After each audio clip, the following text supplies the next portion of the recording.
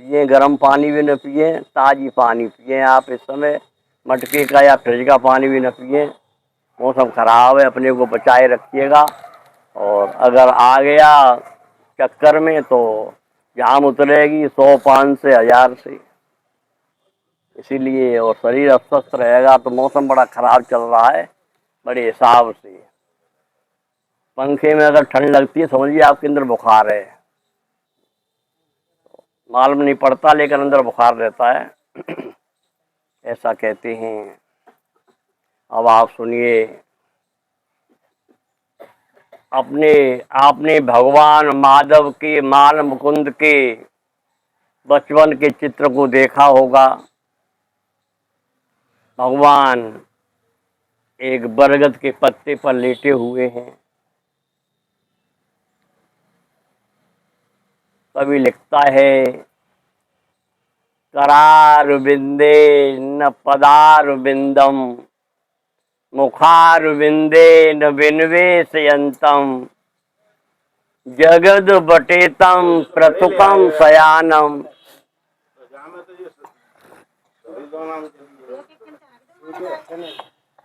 बालम मुकुंदम मनसा स्मरामि।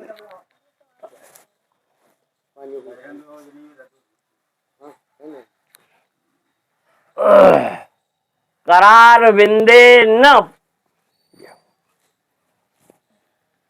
पदार बिंदम, मुखार बिंदे न बिन्वेशयंतम। भगवान का बाल स्वरूप है। 2-2.5 साल की उम्र रही होगी। भगवान के सुंदर सुंदर मनोहारी अंग हैं। भगवान के कोमल शरीर के अंगों की समता कमल के पंखुड़ियों से की जाती है। कर कहते हैं हाथ को, अरविंद कहते हैं कमल को।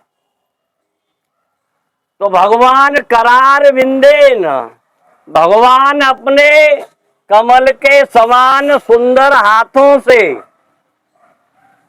करार बिंदे पदार बिंदम, पद कहते हैं पैरों को। भगवान अपने कमल के समान सुंदर हाथों से, कमल के समान सुंदर पैर का मुखार बिंदे, कमल के समान सुंदर मुख में आचमन करते।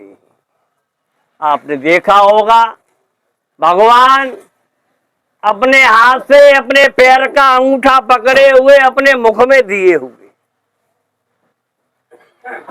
करार बिंदे न पदार बिंदम, मुखार बिंदे न बिन्वेशयंतम, जगद बटेतम प्रथुकम शयानम। भगवान संसार में आए हैं, अछूते रहते हैं, संसार में लिपायमान नहीं रहते। एक बरगद के पत्ते पर लेटे हुए। कवि कहता है, ऐसे बाल मुकुंद भगवान को मैं हृदय से प्रणाम करता हूं, जिनका सुंदर चरित्र है, सुंदर चित्र है, बरगद के पत्ते पर लेटे हुए हैं और अपने हाथ से अपने पैर का अंगूठा अपने मुख में दिए हुए हैं। ऐसा भगवान का चित्र। अब आपके मन में यह विचार आता होगा कि भगवान ने ऐसा स्वरूप क्यों दिखाया। मांडव्य नाम के ऋषि हुए। मैंने आपको बताया था कुछ दिन पहले, मृकंड नाम के ऋषि हुए हैं जो गृहस्थ धर्म का पालन करते हुए जंगल में आश्रम बनाकर रहते थे। उनके एक छोटा सा बालक था, बड़ा ही सुंदर सामला सलोना बालक। रास्ते के किनारे उनका आश्रम था। आने जाने वाले चला करते थे रास्ते से। गृहस्थ भी निकलते थे और विरक्त भी निकलते थे। छोटा सा बालक खेल रहा था अपने आंगन में, एक सिद्ध पुरुष का आगमन हुआ और सिद्ध पुरुष ने उस बालक को देखा। बड़ा सुंदर बालक था। निगाह रुक गई सिद्ध पुरुष की। उसने विचार किया इस बालक का भविष्य क्या हो सकता है। उसने जब विचारा तो उसे बोध हुआ कि इस बालक की उम्र तो केवल 6 महीने शेष रह गई। तब तक बालक के पिता मृकंड ऋषि का बाहर आगमन हुआ। उन्होंने सिद्ध पुरुष को प्रणाम किया। बोले बताइए कुछ आपको कहना है क्या। सिद्ध पुरुष ने हाथ जोड़े, ऋषिवर ये आपका बालक है। मृकंड ऋषि ने कहा हाँ ये आपका ही बालक है। भारतीय परंपरा यही हुआ करती है, सामने वाले को सम्मान देने के लिए, उसका आदर रखने के लिए, उसका सम्मान बनाए रखने के लिए यही कहा जाता है प्रभु सब कुछ आपका ही है। होता तो किसी का भी नहीं है। ऐसा जब कहा तो सिद्ध पुरुष ने कहा इस बालक की उम्र केवल 6 महीने बाकी रह गई है, लेकिन आप चिंता न करें। ऐसा कह के वो सिद्ध पुरुष चले गए। अब मृकंड ऋषि ने सोचा ये तो विधि का विधान है, तो संसार में जितने समय तक आया है उतने ही समय तक रहेगा। जो विदना ने लिख दिए छठी भाल के अंक, और राई घटे न पलु बढ़े रहु जियरा निरसन। समय एक क्षण भी नहीं मिल सकता। निश्चित है विधि का विधान है। विधान को बनाए रखने के लिए, आप अपने शरीर को नियमित चलाए रखने के लिए आपको भी तो नियम बनाना पड़ेगा। इसलिए उस ब्रह्मा ने, उस विधाता ने इस सृष्टि को बदस्तूर चलाने के लिए कोई व्यवधान ना आए, सृष्टि चलती रहे, इसलिए नियम बना रखा है कि जो पैदा होगा वो मरेगा और उसका निश्चित समय होगा।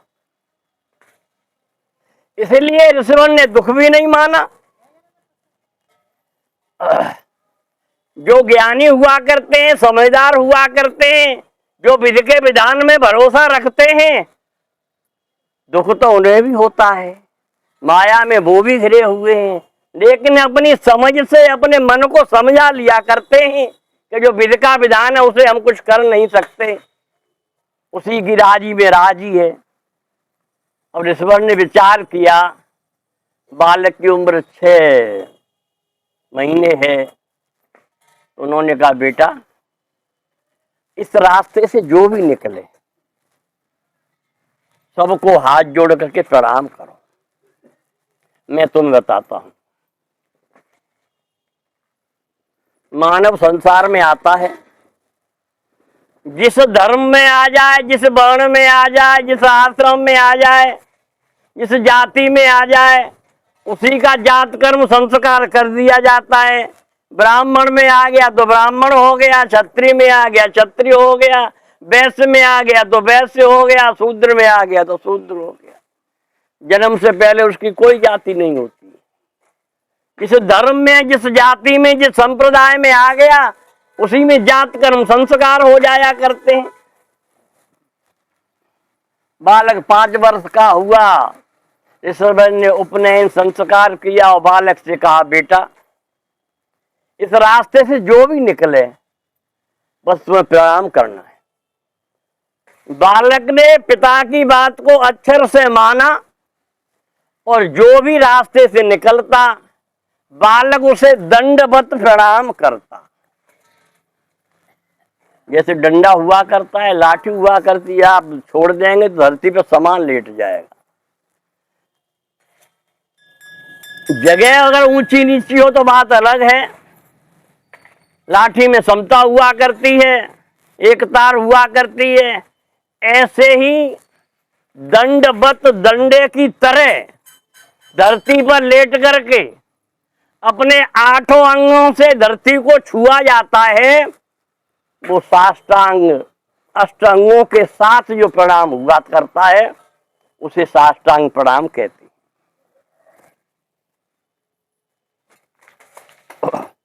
बालक लेट करके सबको साष्टांग प्रणाम करता।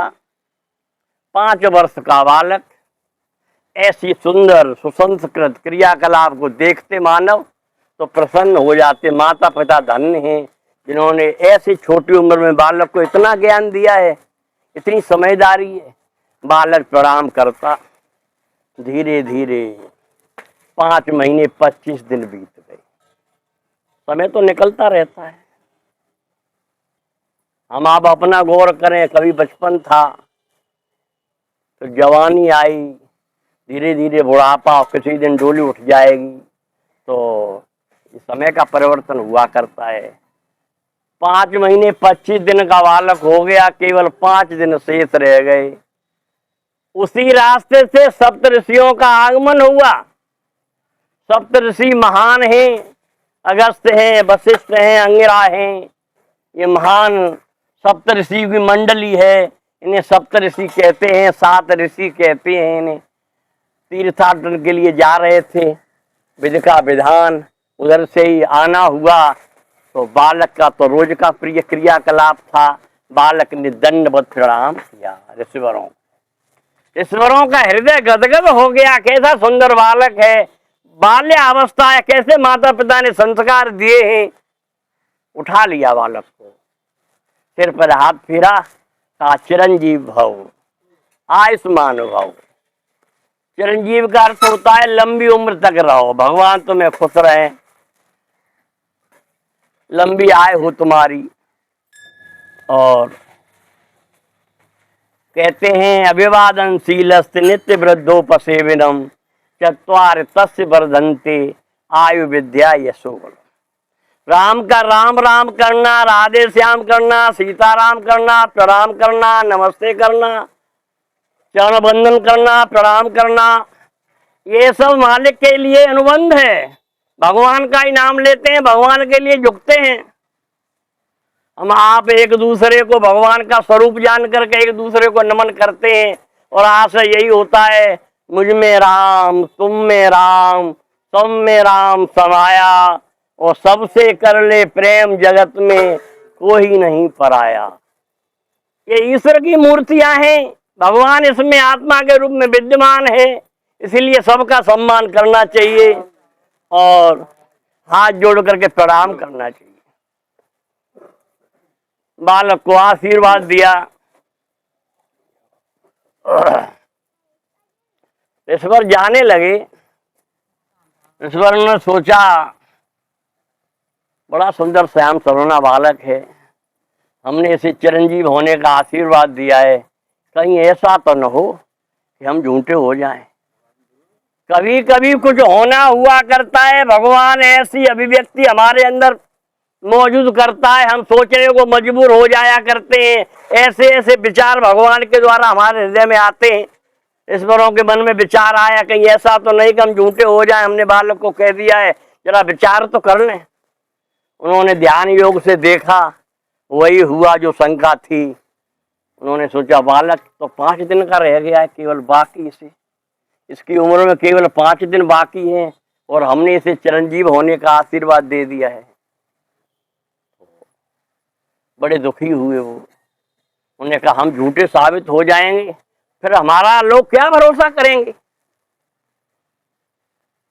वाणी एक ऐसा प्रावधान है, यही मुखरित होती है हमारे हृदय के भावों के साथ। जो हम कहते हैं इस वाणी के द्वारा, वही हमारे हृदय के विचार मुखरित होते हैं, मुख से निकलते हैं। इसलिए वाणी बड़ी संयत हो, बड़ी नियमबद्ध हो। और वाणी तभी अच्छी होती है जब मानव का चरित्र अच्छा होता है, मानव का क्रियाकलाप अच्छा होता है, मानव कहने से पहले अपने को उस जीवन में उतार लिया करता है, जो कहता है उसका आचरण करता है, तभी उसकी वाणी में ओज हुआ करता है, तभी उसकी वाणी में शक्ति हुआ करती है, तभी उसकी वाणी प्रभावकारी हुआ करती है। अन्यथा व्यभिचारी की वाणी में कभी ओज न मिलेगा, कभी शक्ति न मिलेगी, कभी प्रभाव न मिलेगा। प्रभाव मिलेगा उस संत पुरुष में जिसने साधना की है, जिसने अपनी इंद्रियों को विकारों से रोका है, अपने चरित्र को अच्छा बनाया है, अपना जीवन अच्छा चलाया है, उसकी वाणी में ओज हुआ करता है, उसी की वाणी का प्रभाव पड़ता है। तो सप्तऋषियों ने विचार किया। उन्होंने मृकंड ऋषि से कहा, इस बालक को अगर आपकी अनुमति हो जाए तो अपने साथ ले जाएं हम। मृकंड ऋषि समझदार थे, उन्होंने विचार किया, बालक की 5 दिन की उम्र रह गई है, मेरे पास तो वैसे ही विलग हो जाएगा, इसलिए मैं अभी क्यों मना करूं, शायद कुछ विधाता का विधान हो। उन्होंने स्वीकृति दे दी। सप्तऋषि बालक को ले गए ब्रह्मलोक, ब्रह्मा के धाम में ले गए और ब्रह्मा जी के सामने बालक को खड़ा करके ऋषिवरों ने प्रणाम किया। ब्रह्मन, हम आपको प्रणाम करते हैं। और बालक ने भी दंडवत लेट करके दंडे की तरह ब्रह्मा जी को प्रणाम किया। ब्रह्मा जी ने भी आशीर्वाद दिया, चिरायु हो, चिरंजीव हो। बड़े गदगद कंठ से ताली बजा दी ऋषिवरों ने। ब्रह्मा जी ने कहा, क्या हुआ? ईश्वर बोले, ब्राह्मण, मैं तो ये अफसोस था कि हम झूठे साबित हो जाएंगे, लेकिन खुशी इस बात की है कि हम झूठे होंगे तो होंगे, आप भी हमारे साथ झूठे हो जाएंगे। ब्रह्मा जी ने कहा, मामला क्या है? ईश्वरों ने हाथ जोड़े कहा, ब्राह्मण, एक मृकंड ऋषि का बालक है ये, इसने हमें प्रणाम किया हाथ जोड़ करके दंडवत, जैसे आपसे किया था। हमारी अभिव्यक्ति हुई, हमारी अभिलाषा जागी और हमने अंदर से कहा दिया, चिरंजीव भव, आयुष्मान भव। लेकिन विचार किया तो उम्र इसकी 5 ही दिन शेष है, हम झूठे साबित हो जाएंगे। हम इसलिए आपके पास भी आए थे कि विधाता का विधान आपका है, और अगर हम झूठे हों तो हों, अगर आप भी झूठे हो जाए तो हमें कोई अफसोस नहीं। जब ऐसा हुआ तो ब्रह्मा जी ने विचार किया और बालक के क्रियाकलाप को देखते हुए, उसकी विनीत भावना को देखते हुए, ईश्वरों की प्रार्थना को सुनते हुए विधाता ने अपने विधान को पलट दिया। कहा, ये बालक बड़े लंबी उम्र वाला होगा और इसका नाम मृकंड नाम के ऋषि से जाना जाएगा। वही बालक, सॉरी मैं गलत कह गया, उसी बालक, वही बालक, मृकंड ऋषि का बालक मार्कंडे के नाम से जाना जाएगा। मार्कंडे ऋषि हुए हैं। वही बालक मार्कंडे ऋषि के रूप में परिवर्तित हुआ, भगवान की साधना की, दर्शन हुए। भगवान ने कहा, क्या चाहते हो?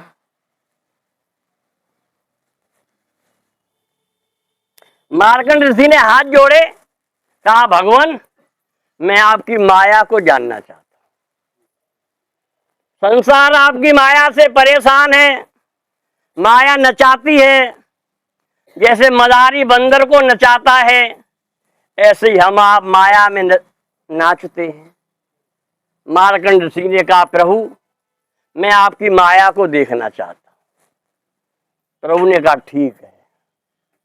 भगवान अंतर्ध्यान हो गए। मार्कंड ऋषि का आश्रम नदी के किनारे, गंडकी नाम की एक नदी थी, उस नदी के किनारे बना हुआ था मार्कंड ऋषि का आश्रम।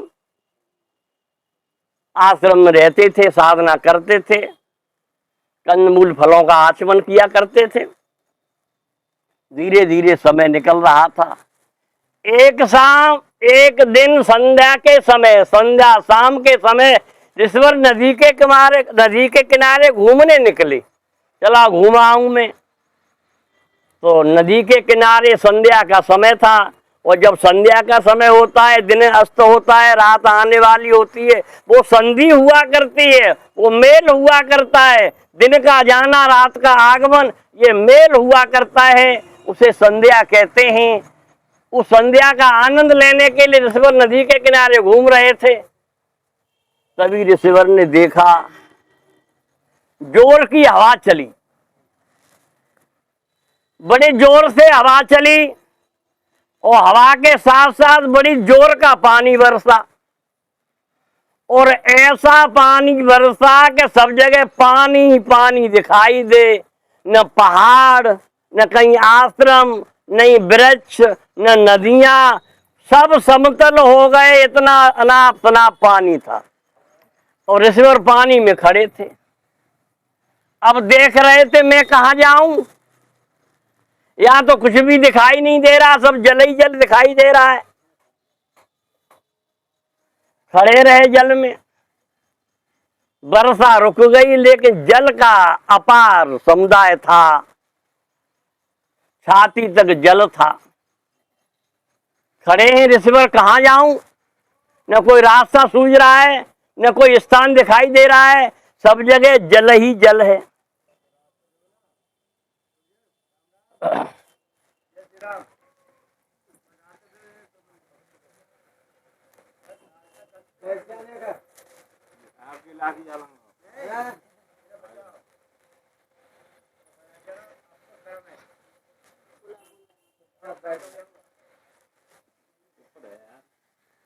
जब ऋषिवर का मन व्यथित हुआ,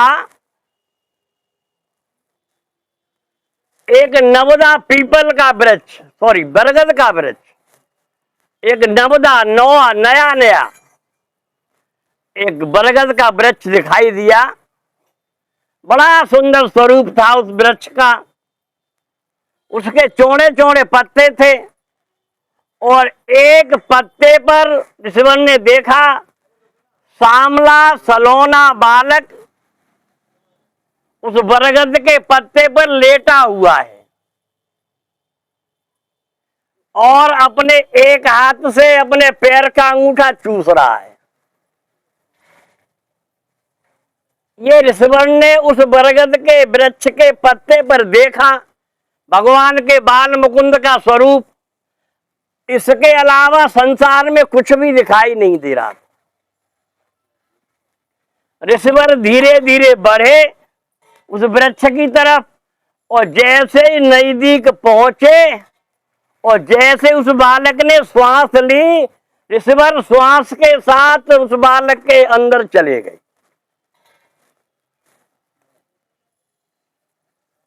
ऋषिवर अंदर चले गए, था तो वो छोटा ही बालक, लेकिन उधर में देखा ऋषिवर ने बड़े बड़े ब्रह्मांड हैं, बड़े बड़े हिस्से हैं, पर्वत भी हैं, नदियां भी हैं, वृक्ष भी हैं, आश्रम भी हैं, बस्तियां भी हैं, समुद्र भी है, सब कुछ दिखाई दे रहा है।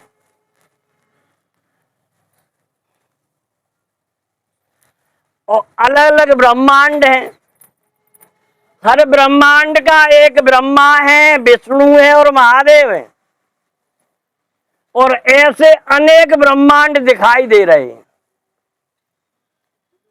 कुछ समय तक ऋषिवर ने उन बाल मुकुंद भगवान के हृदय में विचरण किया, देखा स्वरूप को भगवान के को, अनेकों अनेक ब्रह्मांड देखे और जैसे ही बालक ने ऊपर को सांस ली तो ही ऋषिवर बाहर आ गए। ऋषिवर बाहर आ गए और जैसे ही बाहर आए सब पहले जैसा हो गया, न कहीं जल था न कहीं मूसलाधार वर्षा थी, बिल्कुल समान हो गया। बस्तियां, पहाड़, पर्वत, नदी, नाले, आश्रम सब दिखाई देने लगे। वो वृक्ष लुप्त हो गया, भगवान भी अंतर ध्यान हो गए, ऋषिवर अपने आश्रम आ गए और आसन बिछाकर बैठ गए। जान लिया प्रभु तुम्हारी माया, सब कुछ तुम ही हो और कुछ भी नहीं, ये सब तुम्हारी माया है। और प्रभु जैसे मदारी नचाता है बंदर को और बंदर इशारे पर नाचता है।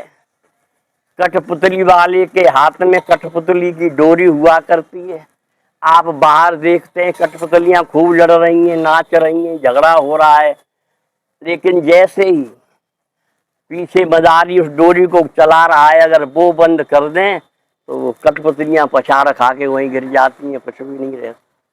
वैसे ही प्यारे हमारे आपकी श्वास की डोरी वो तो परमपिता परमात्मा के हाथ में है, जैसे नचाता है वैसे हम आप नाचते हैं, ऐसा संत जन कहते हैं। इन्हीं शब्दों के साथ वाणी को विराम देता हूँ। बोलिएगा सदगुरुदेव भगवान की, आनंद कंद भगवान। सनातन धर्म की, गौ माता की जय, धरती माता की जय, 33 कोट देवतन की, हर हर महादेव। जय हो भगवान, जय हो। सब बहन भैयन को राम राम राम। ही राम, राम ही राम, राम ही राम। बोले आदित्य, बोले शांत समाज।